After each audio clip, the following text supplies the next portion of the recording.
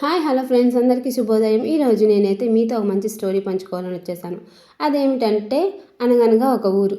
ఆ ఊరిలో ఒక చిన్న రైతు కుటుంబం. వాళ్ళకు ఒక అమ్మాయి, ముగ్గురు అబ్బాయిలు. అందులో పెద్ద కుమారుడు కూతుర్నే నేను. అంటే మా నాయనమ్మ స్టోరీ అండి. మా నాయనమ్మ చేసే ఇడ్లీలు అంటే మాకు చాలా ఇష్టం.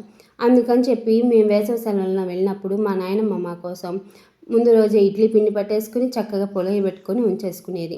మర్నాడు పొద్దున్నే లేచి ఇప్పుడులా గ్యాస్ స్టవ్లు కాదు కదండి. అందుకని కట్టెల పొయ్యి వెలిగించేసి కట్టెల పొయ్యిలోని బూడిదని కొద్దిగా నీళ్లు జల్లి ఆ ఇడ్లీ పాత్రకి రాసేసుకునేది. ఇడ్లీ ప్లేట్లకేమో నెయ్యి రాసేసి చక్కగా మృదువైన ఇడ్లీని అయితే వేసేసుకునేది.